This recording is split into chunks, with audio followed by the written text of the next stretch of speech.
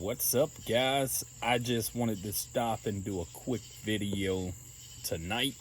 I watched this video where this guy is pretty much trying to debunk Gerald Massey. Do you know who Gerald Massey is? He's a scholar and Egyptologist. If you've read anything by Gerald Massey, let me know in the comment section below. If not, just simply respond, I haven't. Gerald Massey's written some excellent works when it comes to Egyptology. I think one of his most popular books that earned him some renown and some clout in the area of scholarship was Ancient Egypt, Light of the World. That's one of his pivotal books, and that kind of threw him into the spotlight. Now, that book in particular was one that some guy, I'm not mentioning the guy's name, because the last time I mentioned a particular individual's name, everybody wanted to say, well, you're only making this video because you want to use his name to get you some clout, to get you some subscribers. Not the case at all. I don't have to kind of shame somebody else in order to benefit and get subscribers. That's not how this works. I'm all about scholarship. If you haven't figured that out yet, that's what it is. So if you don't have scholarship, if you don't have sources, if you don't have a way to verify and validate what you're saying, I have a problem with you. All right, point blank. Has nothing to do with personalities, has nothing to do with stealing subscribers or getting clout. It's the fact that when we present information to the public, we should do our due diligence to research it, to vet the information, and to provide sources as a means for the individuals who are watching to be able to go back and do their own research and come to their own conclusion. That's what I like to do.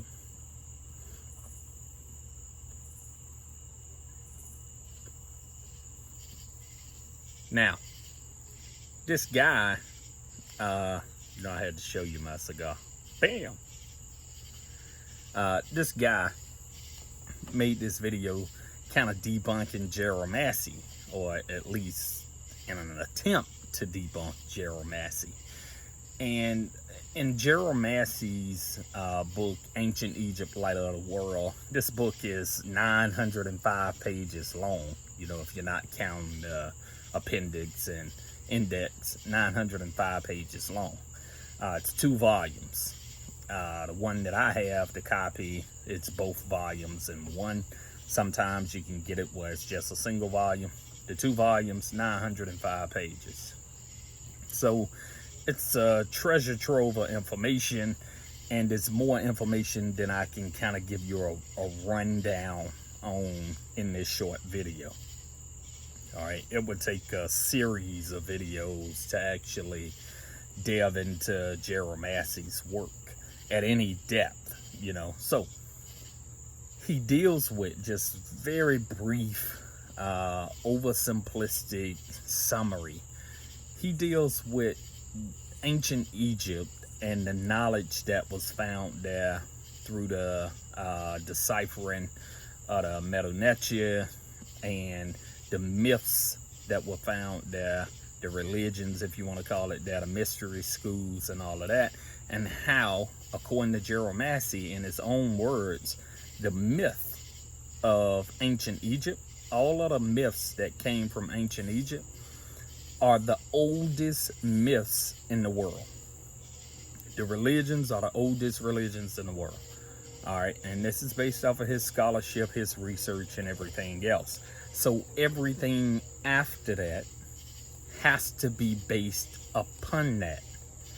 So those things will go through a sort of metamorphosis as they get further and further from the epicenter.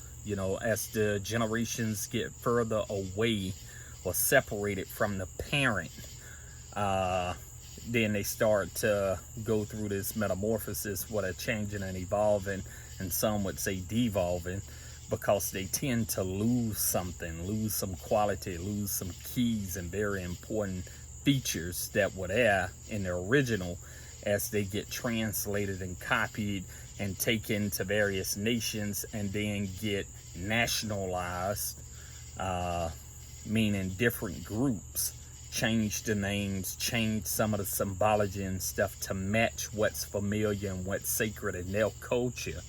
But they usurp, they siphon the main theme of the story, the significance, the story itself from Kemet or Egypt, and then they turn it into something personal, something that would fit their narrative. All right, so this guy is attacking Gerald Massey, saying, well, his main criticism is that Gerald Massey didn't provide primary sources for a lot of the material that he used.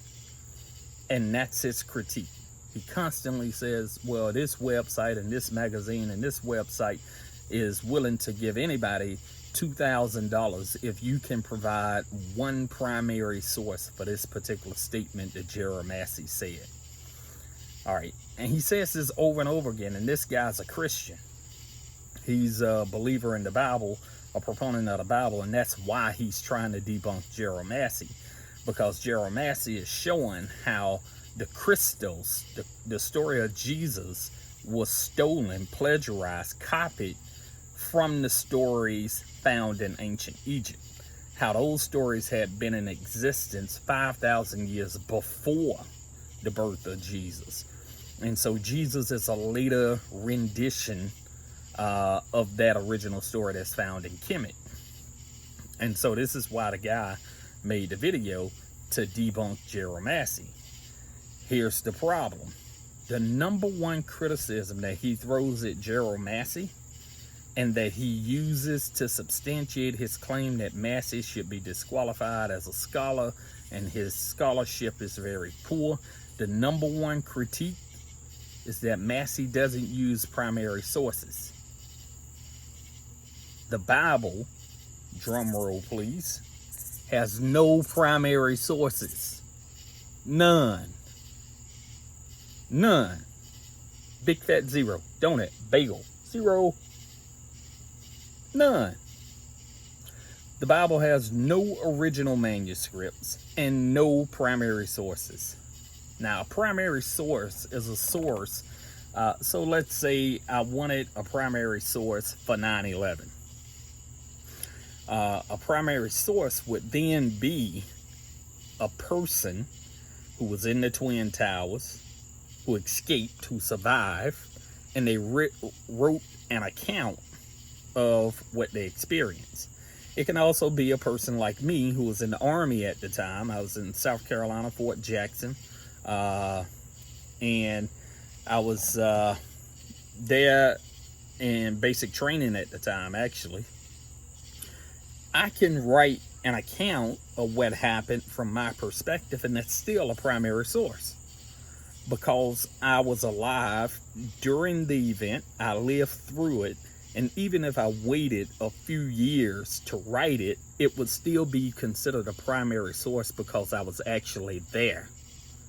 All right, I lived during the event. This is a primary source. A secondary source would be somebody who was born, 10 years later, who did some research and wanted to write a book about what happened September 11, 2001. That would be a secondary source. Okay. A secondary source many times can be thought of basically as opinion. All right. It's someone's opinion about what happened, them reflecting on what happened and offering what may be a relatively accurate surmise of what happened, but it's still not a primary source. The Bible has no primary sources. When you look at the Gospels, none of those individuals were alive or were actually there during the life of Christ.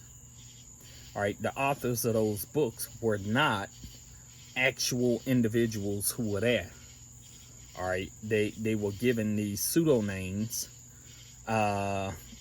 because they didn't know who wrote them. So they're anonymous. So they could be potentially primary sources. We have no way of knowing because we have no idea who wrote them. So we can't say that they're a primary source. So the number one critique that he's hurling at Gerald Massey, and he's using to discredit Massey, can also be used to discredit the Bible. So when you make an argument and you try to discredit somebody's scholarship, you need to make sure that your scholarship is sound first. Otherwise, you end up looking like a fool. There are no original manuscripts of the books in the Bible. None. Not one. So what we have are copies of text. And when you talk about the New Testament, most of the manuscripts came from the 10th century, if I'm not mistaken. About 90% of them, 95% of them came from the 10th century. So you're talking about material that's written 800 years, 900 years after the fact. Copies that were made 800-900 years after the fact. All right, so to use this argument of primary sources to debunk Massey was a poor approach and an ill-advised technique or strategy. All right, so the Bible itself doesn't really have a leg to stand on. We have no primary sources validating the existence of Jesus. We have no letters that were written, personal letters, somebody who was living in Jerusalem, for instance, who saw Jesus perform a miracle, just casually writing to a loved one, hey, by the way, it's this guy who's here, got a couple of disciples, they call him Jesus, or Yahoshua ben Yosef, and I just saw him raise a guy from the dead. I don't know if it's magic, it's witchcraft or whatever, but the shit was freaky. We don't have anything like that. No one living at the time attested to the existence of Jesus. No one. In an official document, a Roman record of his arrest and his crucifixion, nothing. We have absolutely nothing. So when you use primary sources to debunk someone else in order to defend the Bible, you better be careful because you don't have primary sources either. Hey, hit that like button, share, subscribe, turn on those notifications so the next time there's a new video, you'll be the first to know. This has been the Deck Talking Devil. Until next time, keep thinking, my friend.